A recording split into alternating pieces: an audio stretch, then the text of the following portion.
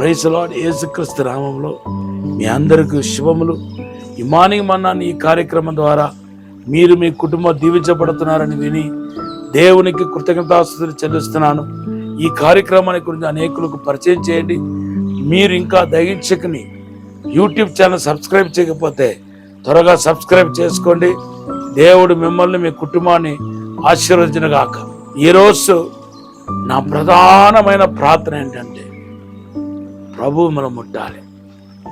మీరు ఎక్కడ ఉన్నా, ఏ ప్రదేశంలో ఉన్నా, ఏ దేశంలో ఉన్నా, ఒక్కసారి దేవుని యొక్క అద్భుతమైన తాకిడి, పరిశుద్ధాత్మక తాకిడి, దేవుని యొక్క శక్తి మిమ్మల్ని ముట్టాలని దేవుని సన్నిధిలో ప్రార్థిస్తున్నాను.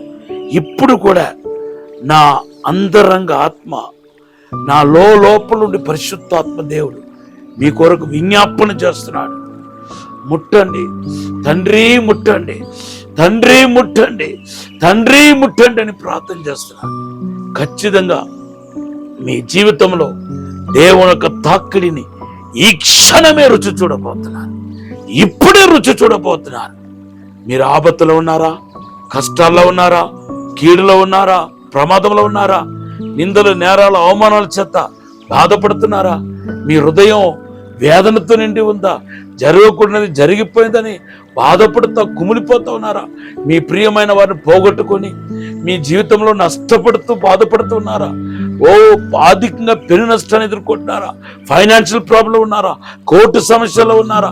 పిల్లలు లేరు నాకు పాస్టర్ గారు, ఎంతకాలం నేను అవమానం భరించాలంటూ బాధపడుతున్నారా? ప్రభు మాట్లాడుతున్నాడు, నేను నిన్ను తాకబోతున్నాను, నేను నిన్ను ముట్టబోతున్నాను, నిన్ను దర్శించబోతున్నాను అని ప్రభు మాట్లాడుతున్నాడు. ఈరోజు మీరు రెడీ అని అడుగుతున్నాను. దేవుని యొక్క తాకిడిని మీరు కనుక అనుభవించడం ప్రారంభిస్తే మీ జీవితం ధన్యకరంగా మారిపోతాయి. మీకు విడుదల, ఆశీర్వాదం, అద్భుతం, మహత్కార్యం జరుగుతాయి. అయితే దేవుని యొక్క తాకిడి మీ జీవితంలో ప్రధానంగా ఏం చేయబోతుందో 1-2 విషయాలు సమయం కొలది పంచుకోవాలని చెప్పి ఆశపడుతున్నాను. మొదటిగా నేను నిత్య జీవానికి వారసుడుగా చేసే ఆశీర్వాదం అనేది ఆయన తాకిడి ద్వారానే లభిస్తాయి. కొత్త నిబంధనలో 2 కార్యాలు, పాత నిబంధనలో 1 కార్యం ఉంది. నేను మీకు జ్ఞాపకించాలని చెప్పి ఆశపడుతున్నాను.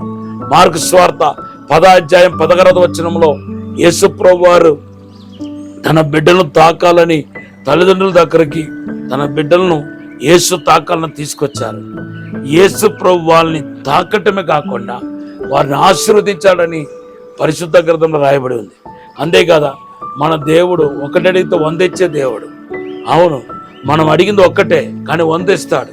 వాళ్ళు ముట్టమని తీసుకొచ్చారు, కానీ వాళ్ళు ముట్టటమే కాకుండా కౌగులించటమే కాకుండా వారిని ఎత్తుకొని ఆశీర్వదించాడని మన పరిశుద్ధ గ్రంథంలో చూస్తున్నాం.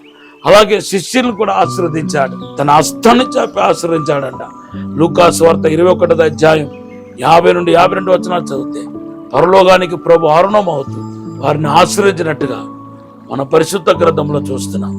ఈరోజు దేవుని బిడ్డలారా, మీరు ఆశీర్వదించబడాలనేది దేవుని ఉద్దేశం. అలాగే పాత నిబంధనకి వస్తే ఆదికాండం 32:24 నుండి మీరు చదివితే యాకోబుని దేవుడు ఆశీర్వదించడానికి మనం చూస్తున్నాం. 29వ వచనం చెప్తుంది, యాకోబును దేవుడు ముట్టిన తర్వాత ఆశీర్వదించాడు. ఈరోజు ఆశీర్వాదం అనేది నిత్యత్వాన్ని నిర్ణయించబోతున్నాయి. ప్రభు రాకడ అది సమీపించే ఈ దినాల్లో మీరు ఆశీర్వదించబడాలనేది దేవుని యొక్క ఉద్దేశమై ఉంది.